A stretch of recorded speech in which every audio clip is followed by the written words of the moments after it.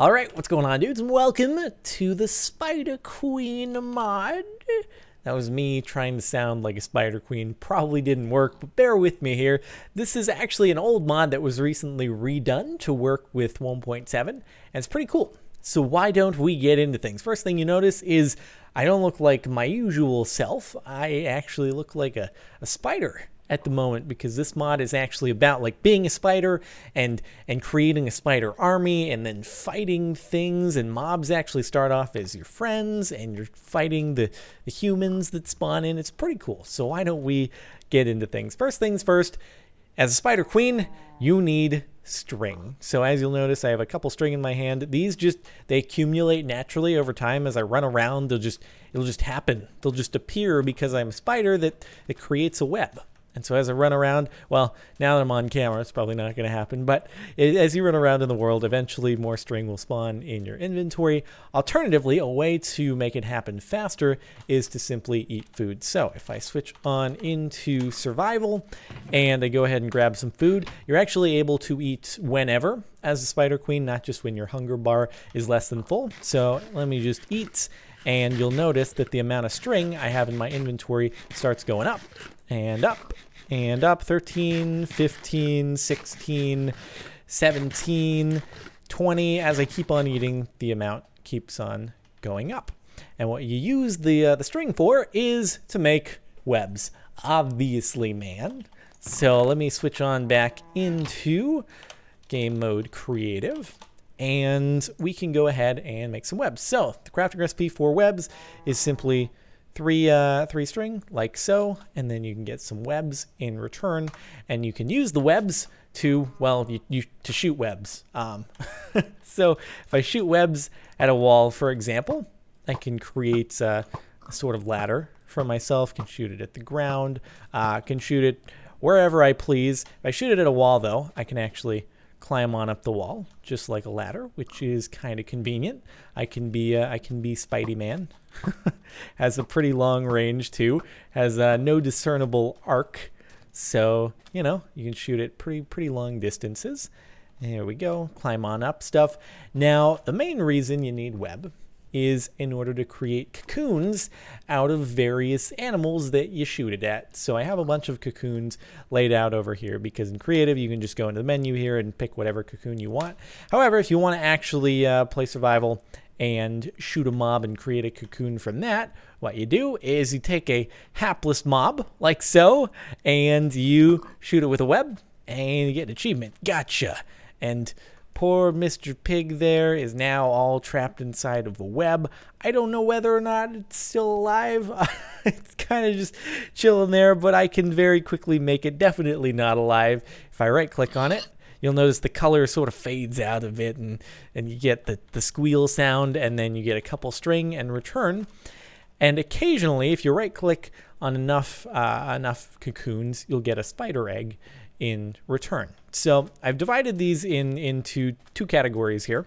So the ones over on the left, the pig, the sheep, the chicken, the player cocoon, and the cow cocoon, they all give you, well, I should take a step back. If you get a spider egg and you put down a spider egg next to these, the spider egg can ingest any cocoons nearby, and from any of these you'll get just a regular spider, and then over here you'll get spiders with special abilities. I'll get into exactly what those are shortly, but for the time being, let me just right click on some folks over here, see if I can get a spider egg in return, and voila, look at that, I did. Okay, come on, let me go ahead and collect the spider egg. There we go. And last but not least, just so you can see, ooh, that's nasty. That's nasty. Look at the color fade out of there. Now, on the other hand, if you create a cocoon and you want to move it somewhere else, you can simply punch it a few times. It goes bobblehead mode, and then you get the item, and then you can put it down somewhere else if you please, like right over there. And since I'm in creative, obviously I can do it multiple times with the same one. But the way the spider egg works, we'll now get into that, is you place this down, and you want to place it next to an uneaten cocoon. So over here, these are eaten cocoons. If I place a spider egg down next to any of these, the spider egg can still hatch, but it's going to ignore them because they don't actually have any sustenance. I've eaten them, and now they're fairly useless, just carcasses wrapped in webs, which is very pleasant. If I want to create a spider that actually has special attributes, I'm going to want to find a cocoon of something, preferably either an enderman, a horse, a blazeman, creeper, testificate, skeleton, wolf, zombie, or ghast. I'm going to want to put the spider egg down next to any of these, and then eventually in a couple minutes or so, it'll choose one of them that it's going to eat, and out will spawn a spider that will inhabit the abilities of one of them. Now, on the other hand, if you do have one of these normal cocoons laying around, the spider may still eat one of them. It's just not going to get any special abilities. It'll just be a normal spider. And if there are no cocoons around, it will be a very frail and fragile, weak spider. So why don't we put down some spider eggs around these parts and see if we can't get them to ingest some of the nearby mobs. Hopefully by spawning a lot, we'll have a good probability of at least a few of them choosing to go ahead and ingest the nearby carcasses, and we'll see what happens. So I'm going to cut, give it a second. Hopefully we'll get some spiders, and we'll return in just a moment. And by return, I mean that instantaneously, as soon as I stop the recording, out come some spiders. Woohoo! Okay, so this is the Inferno spider, which is caused by one of these ingesting a blazeman, and you'll notice that the blazeman is now, the life is faded out of it. It's the same sort of thing as these ones over here that I right-click. We just had an enderman, the enderman get ingested by spiders, so this is the ender spider, and I don't know if we're going to get any more. We should probably pretty soon here, but for the moment, I can just have you, oh, there we go. We've got a skeleton spider. So I can really quickly actually reference the page over here and show you just what the special attributes of these ones are. So Creeper will have the ability to create explosions. It won't actually like suicide explode. It will just boom occasionally while still surviving. and then the Enderman will spawn little minions. The Blaze, there we go. Ooh, fancy tanky zombie spider. The Blaze will produce flame webbing, and it also lights on fire like that. The horse, you can ride it. Skeleton can shoot webs at various creatures. Villager has an inventory system that you can use. The wolf spider runs fast, and the zombie spider is a tank. Moves slow, but has a lot of health. And I am so sorry, you're suffocating. That's the villager spider. And that's unfortunate. That has the inventory, but oh well. So anyway, we have this little spider army here. Now, if we want to go and do things with it, we can use a couple items in here, one of the items in here. So these items are crafted by acquiring these spider stones. So the spider stone is an object that you can get by just killing various spiders. Just kill them. When you're roaming about the world, occasionally they can drop one of these, and you can use it to craft the spider rod. So the spider rod allows you to command your spidey followers to follow you around. See if we can grab, there we go. We got the creeper spider. All right, follow me, everyone. We gonna go on a little hike across the island. Okay, cool. So you'll notice when you have this thing in hand, you can command your spidey followers around, and that's pretty cool. Let me switch it back to beginning of the day, just so you can see, even though spiders are nocturnal. Now, if I say go and spawn, I don't know, what do I want to spawn? Say I spawn a, look at the ghast. Oh, it's a ghast spider. That's the best. That's the best right there. Anyway, so if I put a sheep down, punch it, my spiders are all going to go after it. That sheep is going to be absolutely destroyed. And just, the creeper just went off there and everything. Here, one more go.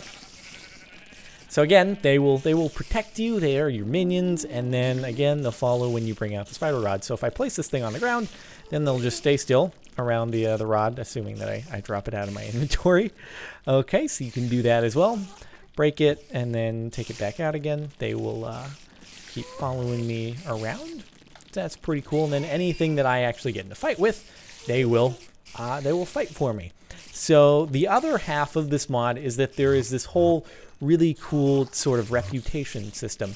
So as you actually go about and you fight various mobs in the world, you'll either, well, if you fight them, you'll decrease your reputation with them. They will be more hostile towards you. And eventually, if your reputation with them gets really, really low, then they'll actually spawn next to you in clusters and try to attack you randomly.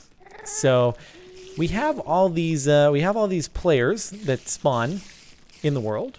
So over here in the water, I'm actually, you know what? I'm gonna just spawn some on land so we don't have to go swimming as a whole group of spiders. But if I spawn a random player here, these guys just spawn randomly throughout the world because they are actually your enemies as a spider, as opposed to just the regular mobs you start off as friends with. If you kill them, you're no longer friends with them. But if we put down a regular mob, or put down a player, punch it, all the spiders are going to go after it, and he's going to die. Now, these players can actually drop cool items, armor.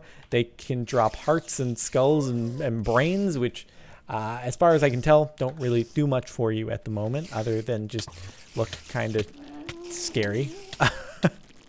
Let's see if he dropped. I don't think he dropped anything. I think the player has to actually have good gear on in order to actually drop cool stuff. Now, it's not attacking me now because I'm in creative mode, and I believe you start off in creative mode, they'll be neutral to you. However, what I can do is I can do a command here called SQ /SQ for Spider Queen, and there are a bunch of options here, but one of them is check rep. So what I can do here is it lists the reputation that I have with various mobs, and obviously as you kill them, your reputation decreases. On the other hand, if you go long periods of time without killing any of them, then your reputation will slowly increase with them. Now finally, occasionally you can actually stumble upon various other queens that spawn randomly throughout the world. So if I spawn one down right here, we'll have a queen, or this is actually a king skin, and they've got a bunch of spiders with them, and you can do battle with them. So here we go, and engage. You can have a massive spider battle going on here. So these will occasionally spawn throughout the world.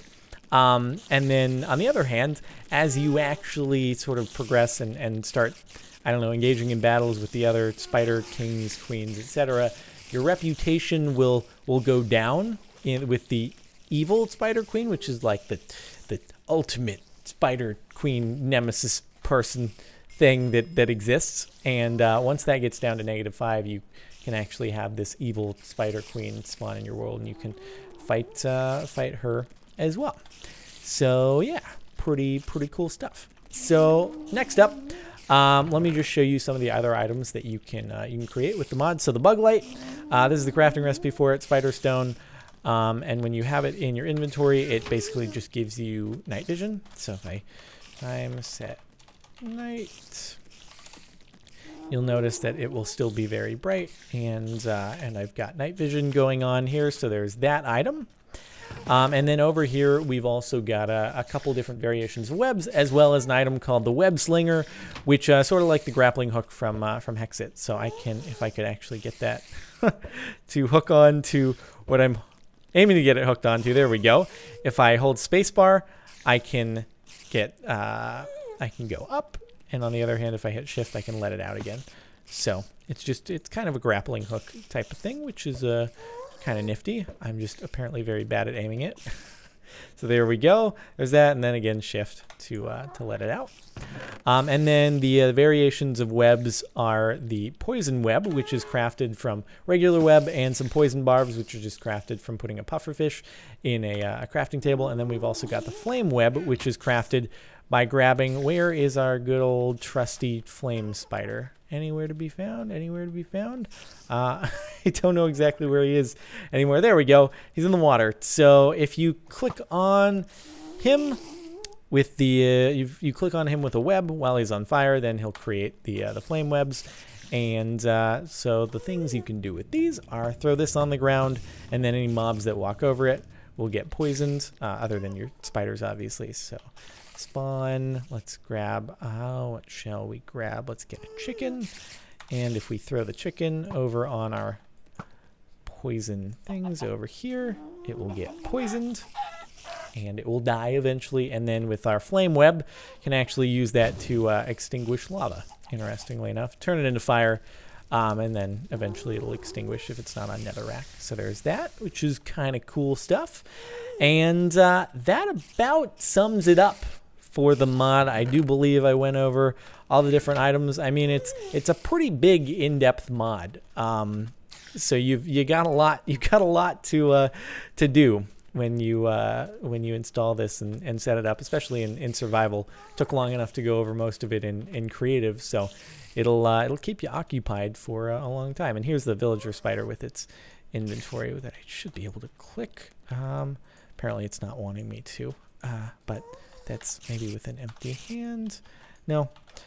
Why you don't want me to click? Whatever. It's supposed to somehow let you access its inventory, but I think you get the overall idea with the Spider Queen mod. Oh, the last item that I meant to show you, which I put somewhere. I don't know which chest I put it in, but it's called the skin switcher, and it just allows you to change your skin to various different models, whatever suits your fancy. It's purely aesthetic. So, yep. All right. Well, I think that just about does it for the Spider Queen mod. Hopefully you've enjoyed. If you have, a rating would be much appreciated. You can find the link to the mod and its info in the description of the video. But other than that, thank you very much for watching, guys. And that about does it. I will see you later.